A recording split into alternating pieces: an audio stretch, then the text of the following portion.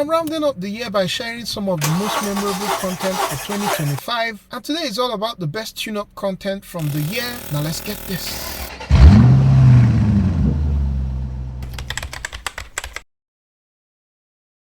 Car is already at operating temperature, so I'm going to be taking the compression readings right away. First thing is to pull the fuel pump relay and then run the car until all the fuel in the fuel rail is gone. That means a lot of warning lights on the dash, just as you can see here. Those will usually clear after a couple of drive cycles, so nothing to worry about. Engine cover is off, ignition coils follow suit, and I pulled the spark plugs as well. I'm using the same Innova engine compression gauge that I used previously. Now, because I did the baseline compression test without the engine being in wide open throttle, I'm going to be keeping the same conditions so that the comparison is fair, and I'm comparing apples to apples. And so here goes for cylinder 1, cylinder 2, cylinder 3, and finally cylinder 4. And here are the compression numbers after over 4,000 miles of Valvoline Restore and Protect. Going by my previous updates, during this time I saw a drastic reduction in oil consumption, and the blow-by I was having on the engine went away completely. Now, in terms of comparison, here are the baseline numbers side by side. You can see an overall improvement between 8 to 16%, and also the variance in compression between the cylinders is now much tighter. At baseline, the difference between the highest and lowest cylinder was 19 psi, while now it's dropped down to just 5 psi. And this is really good. Overall engine health is better. Again, going back to that fact of Valvoline Restore and Protect, cleaning around the piston landing and the grooves.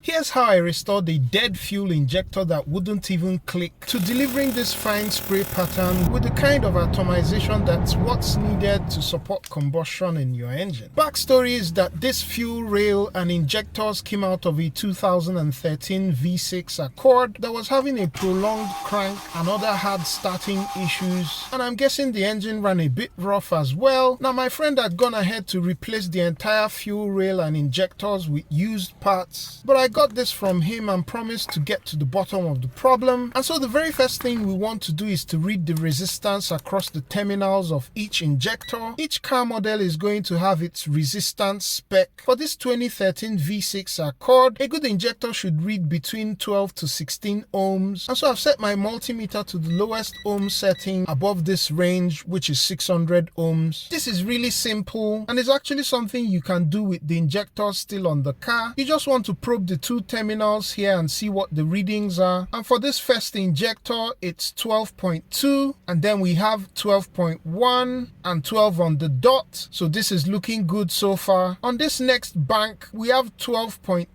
12.3, and 12.2 as well. And so with all the fuel injectors within their resistance spec, I'll move on to the next step, which is to actuate the solenoids in each of these injectors using an injector tester. This injector tester has 4 modes from 1 to 4, with 4 being a continuous pulse, and that's what we want. The connector to the tester is quite short, and so I've connected the leads of the tester to the prongs of another inexpensive adapter. I'm just going to wrap this positive connection so that we don't have any shorts. The good thing about this extra adapter is that the other end has the perfect connector that fits these injectors, and it also comes with 2 extra parts for cleaning injectors. I turn on the continuous pulse, and now let's see if any of these injectors are not actuating. We go with this first injector, which would appear dead as I'm not hearing any clicking sounds. But let me just go ahead to switch the polarity, even though that shouldn't be a factor, and it still doesn't work. The second one works,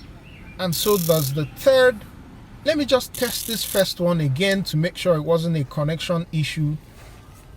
And yet, it still doesn't work. I'll just take it off for now.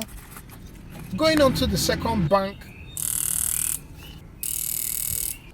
and they all work For the purpose of this demo, I'll just take off another injector that works. For actual testing with solvent, I put the good injector into this adapter, which then goes onto a can of carb cleaner. Now you have to hold the injector very tight to the adapter, and also don't push down so hard on the can of carb cleaner. In fact, the way I do it is that I depress it just a bit, lift up the can slightly and give the injector time to spray and bleed out all the pressure before disconnecting the connector. If you're too aggressive, you might have something like this happen to you.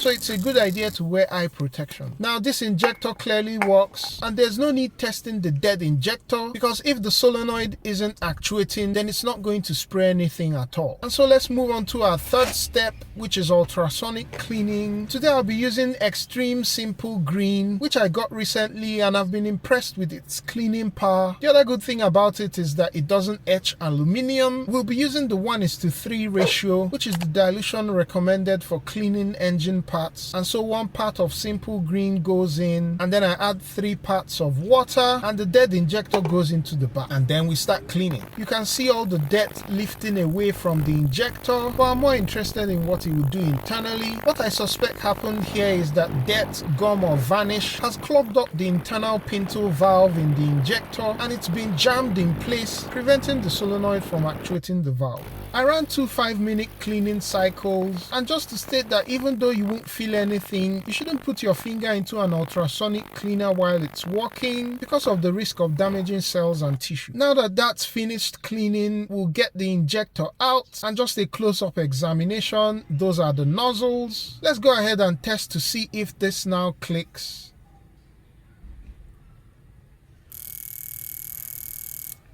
And it actually clicks quite well. Let's now take out the good one that we tested earlier and fit this one that we just cleaned to observe the spray pattern.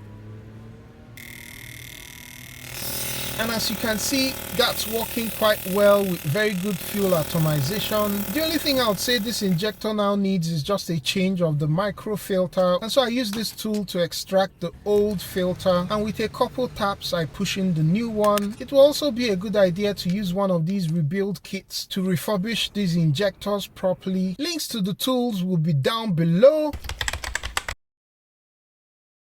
I'll be using the intake port for cylinder 4 as the test subject, and here's how the intake valves look. Most of the buildup is on the valve stem, and the walls of the intake port also have deposits and varnish, but in all, this is not that bad for a car with 96,000 miles. I guess many thanks for having an oil catch can on this car, and everything boils down to a few tools and elbow grease. The main tool you're going to need is a drill and these nylon brushes, which you can cut down to size depending on the length of your intake port. I also used carb cleaner and this water-based engine degreaser, as well as this extraction kit for removing the fluids. And blowing out with compressed air is a good nice to have, or you can simply use a rag to soak out the last bits of the fluid. In addition, I improvised with zip tying a piece of Scotch-Brite pad to the tip of what I cut off from the nylon brush earlier. This was just for final touches, and I'll be showing how I used it in a minute. Because the intake on this 2017 Accord faces the firewall, I also went ahead to get a flex shaft extension for the drill, but this is something you may not